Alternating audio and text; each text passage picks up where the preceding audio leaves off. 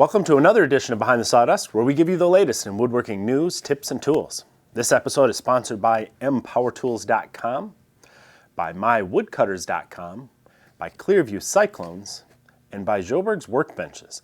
Please visit their websites at the links in the notes below the video. They pay the bills so you can get free woodworking infotainment. Now let's get started with woodworking news.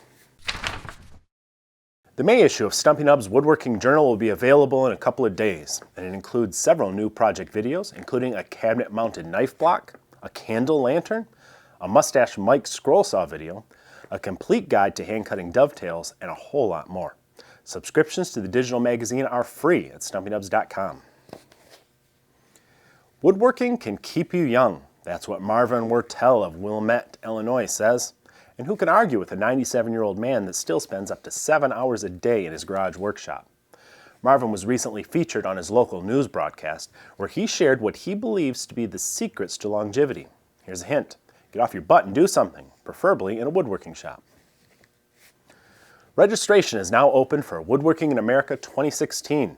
The much-anticipated annual conference is best known for its world-class panel of instructors, which has become even more world-classy since the addition of one James Hamilton, aka Stumpy Nubs, to the lineup last year.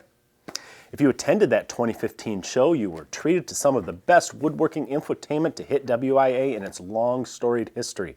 Even Roy Underhill was heard to say, "That Stumpy Nips fella is moderately tolerable." This year promises to be even better as the show returns to Cincinnati on September 16th through 18th.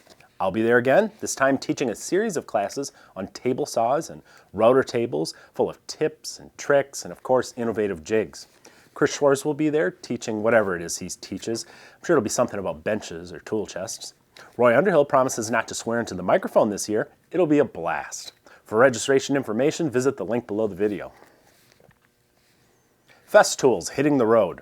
The high-end tool company will be touring the U.S. in a modified semi-truck trailer that I hear costs 5 times as much as any other trailer, but reportedly has excellent dust collection. A company spokesman says that the Festool Roadshow is their way of taking their professional tool solutions to the marketplace where craftsmen can experience blah, blah, blah. What I'm really interested in is seeing their new vacuum clamping system, which promises to solve any number of work-holding challenges for the bargain price of just $1,300. For more information on the Festool Roadshow, visit the link in the show notes.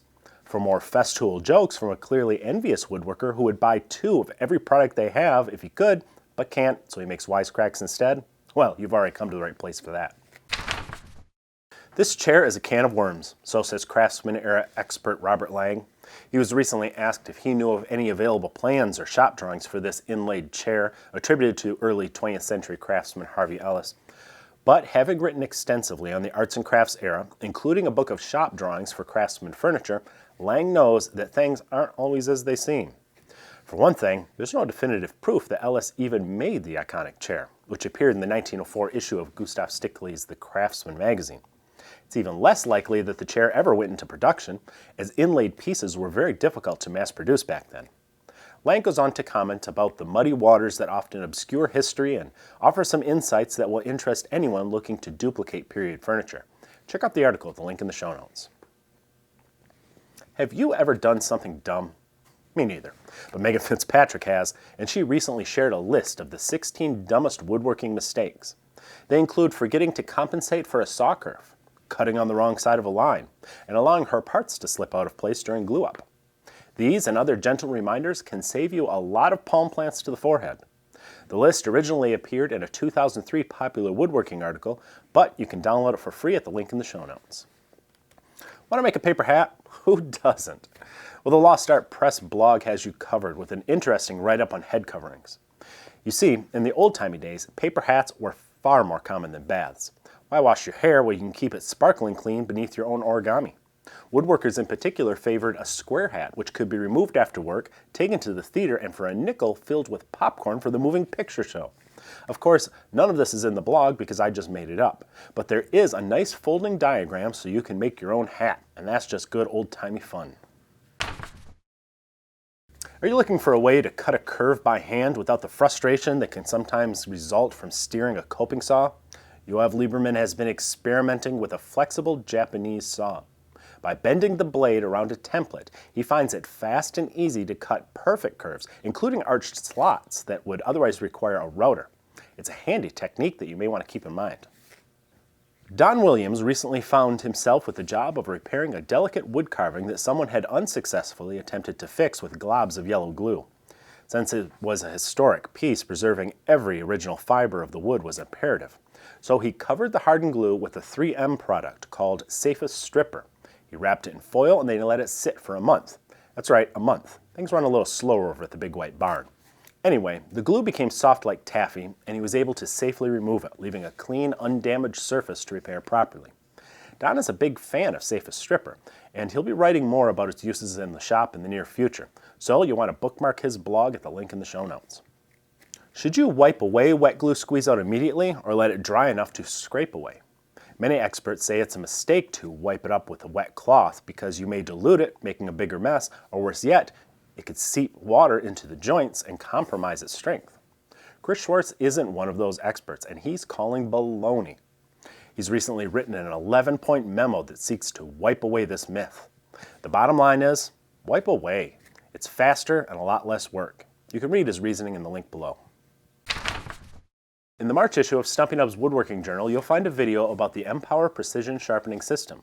We made that video because I thought it was a really innovative little jig. It uses diamond plates to quickly sharpen straight-edge tools with almost no setup. It's really unique. And it seems that a lot of you folks agree, because the response to that video was huge. So I talked to the company that makes them, and they sent me 4 to give away to you guys. The way it works is pretty simple. For the next 4 weeks, I'm going to randomly choose a subscriber of Stumpy Nubs Woodworking Journal and send them one. That's all there is to it. You just have to be subscribed to our email list, which you can do at stumpynubs.com. If you live in the USA, I'll ship it to you at my own expense. If you live outside the USA, you'll be given the option to get the tool free but have to pay for the shipping. Otherwise, we'll have to move on to somebody else. I know that stinks, but at least we're including you. You can get the full details at the link below in the show notes, including a link to the video we made. If you haven't seen it yet, you need to check it out.